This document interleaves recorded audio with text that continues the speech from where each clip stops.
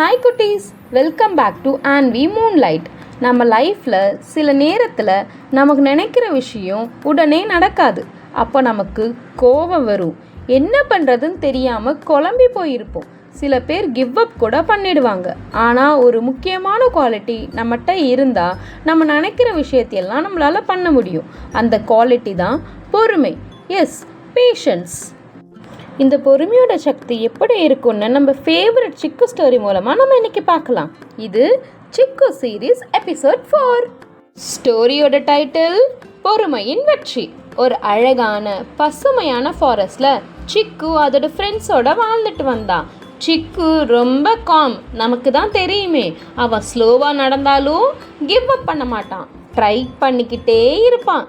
ஒரு நாள் ஃபாரஸ்டில் எல்லா அனிமல்ஸும் சேர்ந்து ரொம்ப நாளாக மழை பெய்யாமல் இருக்குது அப்படின்னு பேசிக்கிட்டு இருந்தாங்க. சில அனிமல்ஸ்லாம் இதெல்லாம் ஒரு விஷயமா, நாளைக்கே மழை வந்துடும், இல்லைன்னா கொஞ்ச நாளாக மழை வரப்போகுது அப்படின்னு ரொம்ப சாதாரணமாக அதை கடக்க பார்த்தாங்க. ஆனால் நாள் போக போக மழையும் வரல. கொஞ்சம் கொஞ்சமாக ஃபாரஸ்டில் இருந்த சின்ன சின்ன குளமும் ஸ்ட்ரீம்ஸ் எல்லாம் ட்ரை ஆக ஸ்டார்ட் ஆயிடுச்சு. பசுமையாக இருந்த காடு ரொம்ப ட்ரை ஆக ஸ்டார்ட் ஆயிடுச்சு. அனிமல்ஸ் எல்லாரும் தண்ணி தேடி ரொம்ப கஷ்டப்பட்டாங்க.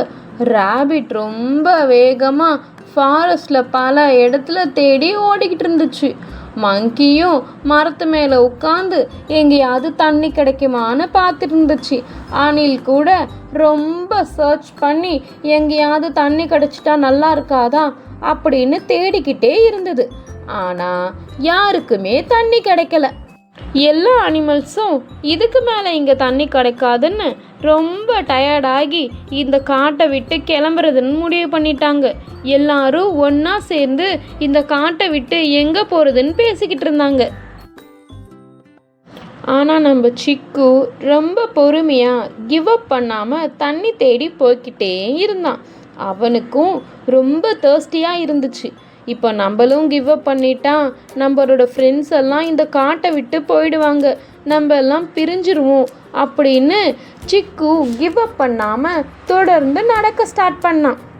பட் தி சேம் டைம் சிக்குவோட ஃப்ரெண்ட்ஸ் எல்லாம் அவ்வளோதான், நம்ம இந்த காட்டை விட்டு கிளம்புறதுக்கான டைம் வந்துருச்சு, நம்ம எல்லாம் இங்கிருந்து பிரிய போகிறோம் அப்படின்னு ரொம்ப சோகமாக உட்காந்துருந்தாங்க. சிக்கு நடந்து போய்கிட்டே இருந்தப்ப அவன் முன்னாடி ஒரு பெரிய ராக் இருந்துச்சு.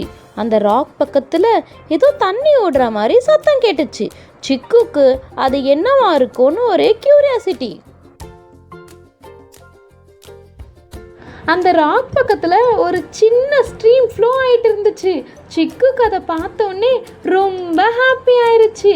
அது சின்ன ஸ்ட்ரீம் தான் இருந்தாலும் இந்த ஸ்ட்ரீம் இப்போ அவங்களுக்கு ரொம்ப முக்கியம். சிக்கு இந்த ஸ்ட்ரீமை அவன் ஃப்ரெண்ட்ஸ் எல்லாம் கூட்டிகிட்டு வந்து காட்டினான். அவன் ஃப்ரெண்ட்ஸ் எல்லாம் ரொம்ப ஹாப்பியாக தண்ணி குடித்தாங்க. அப்போ மங்கி சொன்னான், நம்மெல்லாம் ரொம்ப ஃபாஸ்ட்டாக இருந்ததுனால நம்மளால் இந்த ஸ்ட்ரீமை கண்டுபிடிக்க முடியல. ஆனால் சிக்கு அவனோட பேஷன்ஸ்னால இந்த ஸ்ட்ரீமை நமக்கு கண்டுபிடிச்சி கொடுத்துருக்கான் அப்படின்னு சொன்னதும் எல்லா அனிமல்ஸும் சேர்ந்து சிக்குக்கு தேங்க்யூ சொன்னாங்க. So moral of the story என்னென்னா, பொறுமையாக இருந்தால் நமக்கு என்ன ப்ராப்ளம் வந்தாலும் அதுக்கான சொல்யூஷனை நம்மளால் கண்டுபிடிக்க முடியும். சீக்கிரமாக கிவ் அப்பும் பண்ண மாட்டோம். ஓகே குட்டீஸ், இந்த ஸ்டோரி லைஃப்பில் பொறுமை ரொம்ப முக்கியன்றதை உங்களுக்கு சொல்லி கொடுத்துருக்கோம். For more interesting stories please subscribe my channel.